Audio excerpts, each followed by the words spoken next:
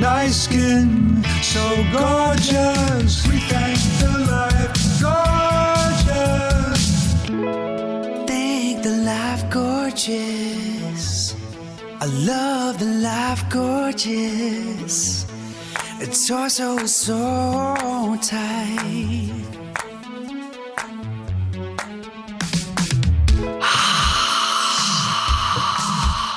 Ladies and gentlemen, welcome to The Life Gorgeous.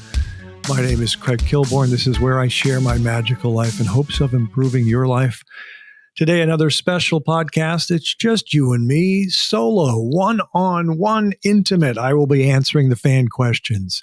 People groove on it. Keep sending those questions in. You can send it to my iconic Instagram with a DM or a post, or go to the YouTube channel, ask a question. You can also record a question at the YouTube channel. Before we get to the fan questions, I wanted to make a comment. I'm recording today, Thursday, the 21st, and Tony Bennett has passed away at 96 years old. And I was a huge Tony Bennett fan. And I just want to say a few words about Mr. Bennett. I got to meet him. I interviewed him on the old CBS show. He didn't sing that night. He wanted to talk about his paintings. He enjoyed art, and he painted, and he was talented, and he had passion that way. So when I grew up, my dad taught me about a lot of singers, obviously Francis Albert Sinatra, Nat King Cole, and we always knew about Tony Bennett. What's interesting is I find myself now listening to him more than Nat King Cole or Frank Sinatra. There's something about him. And there is an album I highly recommend that was from the mid-'70s. He did with Bill Evans, my favorite jazz artist, piano player. It's just called the Bill Evans Tony Bennett album. And it's beautiful. It's piano and Tony's voice. And some of the songs you might want to know from Tony Bennett that I love off of that album, Days of Wine and Roses, The Touch of Your Lips, Some Other Time. Try to listen to that album if you can. Obviously, he was known for I Left My Heart in San Francisco, Strangers in Paradise, The Good Life, I Want to Be Around. These are some of the great songs, but he was special. And in fact, Sinatra once said, I'm reading this, Sinatra once said of Tony Bennett, "For my money, Tony Bennett is the best singer in the business. He excites me when I watch him. He moves me. He's the singer who gets across what the composer has in mind and probably a little more." There was something about him. Something special about him. So rest in peace to the great Tony Bennett, 96 years old, passing away, and his music lasts forever, and I listen to it all the time. Let's go to the fan questions, young people. This is so silly. I just go from Tony Bennett to the first fan question, which is not particularly deep. Kilby, do you take cream and sugar with your coffee? No, I don't. I like milk with my coffee, or half and half, but I don't ever take sugar with it. You know, I don't have a sweet tooth. And recently I've been doing the intermittent fasting where I don't eat a meal until 11 a.m. So I actually sometimes just drink my coffee black. Now there is a disagreement over whether if you put a little milk in your coffee that throws off the intermittent fasting, but I'm just most of the time now just drinking it black, although I prefer it with milk. I'm not going to say great question. I'm just going to say question. Number 2, Kilby, love when you recommend restaurants on your California road trips. Can you give us a few if we're driving north from LA up the 101? Well, that's my wheelhouse. So I stop sometimes. Again, I won't eat. I'll leave around 10 a.m. And then I'll stop at Lure Fish House in Ventura for my first meal of the day. They have sand dabs there. A nice little bar there I sit at, obviously not drinking during the day when I'm driving. And then I will continue to drive up to Carmel. A couple other places I sometimes will stop. Instead of Ventura, I'll stop in Carpinteria, which is right on the coast. Wonderful beach on the ocean. And the place that I like there is Gianfranco. It's an Italian place. Older couple owns it. They're great. Really nice pasta. Really enjoy that. Great back patio. Gianfranco Carpinteria. There's a very special place that I've only had dinner at. I think they have lunch as well. It's in Los Alamos, which is a very small town near Santa Barbara. It's called Bell's. They have a Michelin star. The chef is Daisy Ryan, I believe is her name, and she's tremendous, and it's a great prefix menu. Been there a couple times. And they also own, the husband and wife team, they own a place called Bar La Côte in Los Olivos. Los Olivos, of course, kind of near Santa Barbara and Solvang. They filmed some scenes there, a lot of scenes sideways. These are nice little small towns in California. I don't really hang out much in Santa Barbara. I don't get a vibe on it. I've been there. There are a few places, but I just don't remember them. Solvang is fun. It's I think it's Danish, and a lot of good restaurants there. I don't remember the names of them. So that's kind of it. I'll go north also as I continue up to Paso Robles. A lot of great wine from Paso Robles. I drink mostly wine from Paso Robles. And I haven't been to all the restaurants there. There's one called Thomas Hill Organics. I have lunch there when I'm taking a road trip. Pretty fun. I hope that helps. Those are a few. I'll always have more. And of course, I've done an extensive list of places in Monterey and Carmel. Lord Kilby, what have you watched in the past few weeks, TV or film? Well, I rewatched a couple movies. I do rewatch movies. It's an art, not to get bored with them, but seeing things the second time or third time around that you didn't notice the first time. So Princess Cherry was on the phone, an extensive phone call, long phone call with family members. And I said, well, I'm going to start watching something, maybe she doesn't even really want to rewatch it. Gary Oldman in The Darkest Hour, love it, about Churchill. And then she finished her phone call and she was enraptured with it when she got into the room. So I rewatched that. Highly recommend The Darkest Hour. Gary Oldman won an Oscar for Best Actor in that film. Then I rewatched something very different. So I'm not a huge Tarantino fan. I'm a Tarantino fan. I mean, I like him. Haven't seen all the movies. I don't want to say which ones I haven't seen because you'll freak out. But there is one that I always mention that I like. I go, wow, this is good. This is underrated. And it's Jackie Brown. Probably my favorite, along with Once Upon a Time in Hollywood. So I rewatched Jackie Brown and thoroughly enjoy it. Wonderful soundtrack. Love the characters. Love Pam Grier.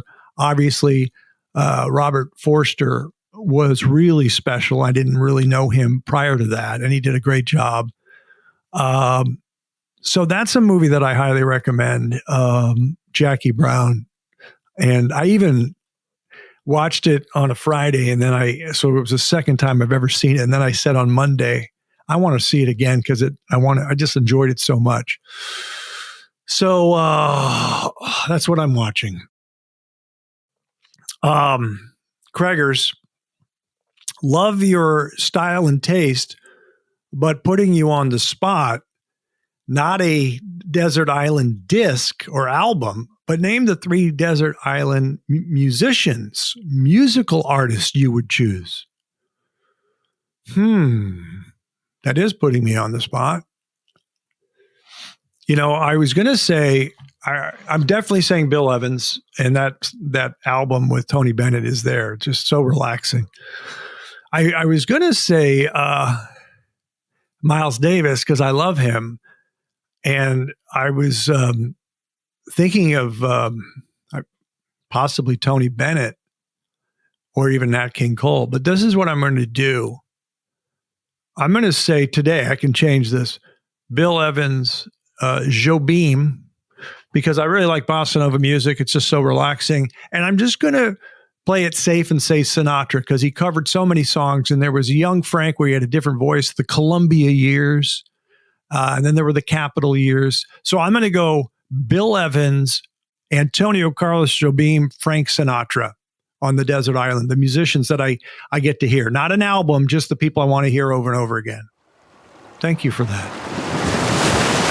Mr. Kilborn, were you honored when sportscaster Ian Eagle said Jumanji after the first made basket by Montana State in the NCAA tournament? And will Ian Eagle be on your podcast soon? Yes, it was an honor. It was great. Ian had contacted me prior to the game because he wanted a photo to use, but they found one. CBS Sports found one, even though I sent him one. Not a lot of photos of me because I'm not going to send a photo of me riding the bench or in warmups where I dominated in warmups. I couldn't miss in warmups, but I think they used a picture of me in tight shorts, but not shooting a jump shot. I sent them pictures of me shooting a jump shot, but they were a little blurry. This is kind of embarrassing, and I will tell Ian this because, yes, he's going to be on in August. The Wolves had a game that night, the Timberwolves, and it was an important game because the Wolves have important games at the end as they were vying for a playoff spot. And I didn't hear or see Ian do the magic, but my phone blew up when he said Jumanji, and heard from a lot of people. And I knew it was a special moment. So I thank Ian for that. We'll be talking about that. Ian Eagle will be on sometime in August. He's told me he's no longer wasting time with the silly syrupy drinks, the foo-foo drinks. It's beer for Ian. We'll talk at length about that. Something to look forward to. Lord Kilby, how many Blazers do you own?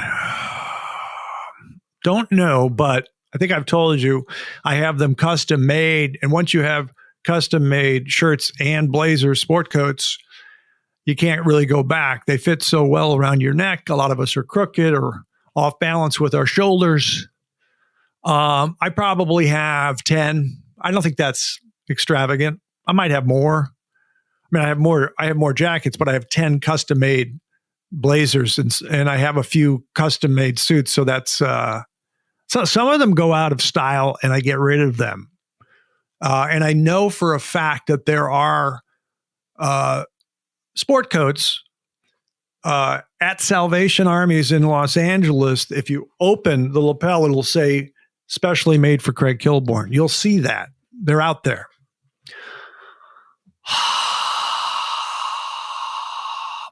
Craigers, can you rank your top 3 American cities for a martini? Okay. I'm thinking. I'm going to first go San Francisco. It's my favorite American city. It's going through a lot of problems right now with crime and homelessness. I haven't been up there in about 5 or 6 years. I love the architecture. And one of my favorite spots to have a martini is currently closed. They're renovating. It's new ownership. It's the Big Four restaurant and bar, Nob Hill at the Huntington Hotel. But I'm going to say San Francisco. Now, I would say New York. However, you said 3.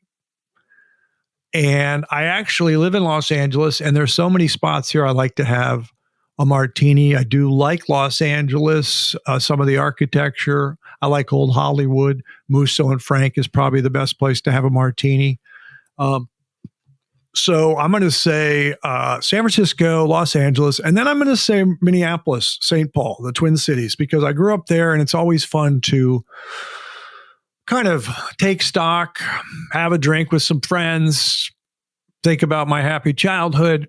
And so I'm a little surprised that I took New York off the list. I also could say Chicago, even though I haven't been there much, but I like great American cities. So it's San Francisco, Los Angeles, Minneapolis, St. Paul. Next question.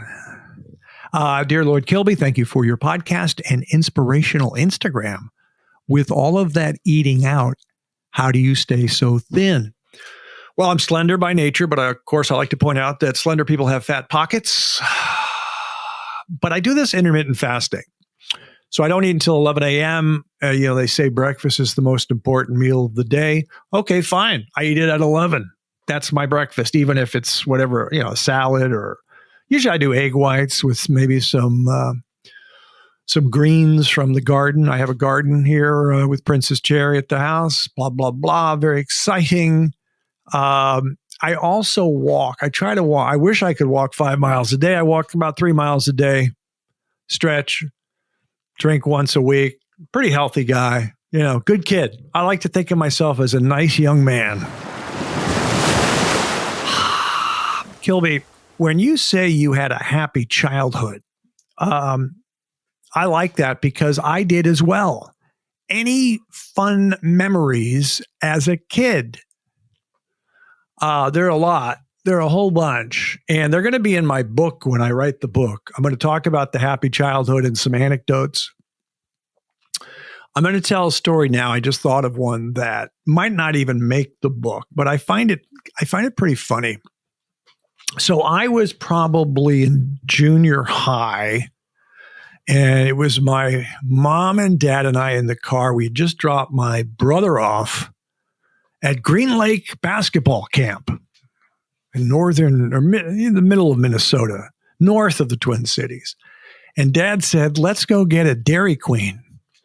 So as we pulled in to the parking lot and we were about to park, we parked next to a car, and in the car it was a mother and father, but it was a couple in the car waiting and looking, and they had allowed their daughter, who was probably, I want to say 6th or 7th grade, they had allowed her to go pick up the peanut butter parfait. It wasn't 3 cones. It was like maybe a cone and a couple sundaes, and they give them a little piece of cardboard to carry the 3. So we're watching, and it's precarious with this young lady as she's carrying it. This is a big moment for her. She's going to carry it back to the car. They gave her that task. And all of a sudden, it falls. It's flimsy. It falls onto the pavement, and she starts crying. And the dad is livid. The girl runs in the back seat, gets in the back seat of the car. The dad hits the dashboard, very upset, puts it in reverse and speeds off. Everything is ruined. It is over. Life has ended for these people. And we had a bird's eye view, and we felt bad.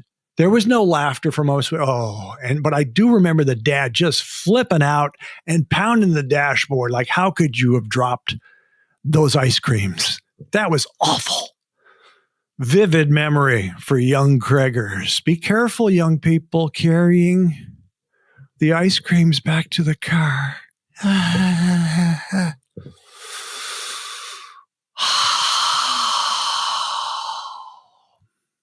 That's our show. I make them quick with the fan questions. I want to make sure I give you a show each week. Sometimes I travel. We got some big guests coming up. Sklar Brothers, Iron Eagle. The Yum Yum Foodie. I don't know if you know him. You'll see him on the podcast. And then we're going to get into some NFL is going to start. Hope you enjoy that. That's our show, young people. We'll see you next time. And remember, I'm proud of you.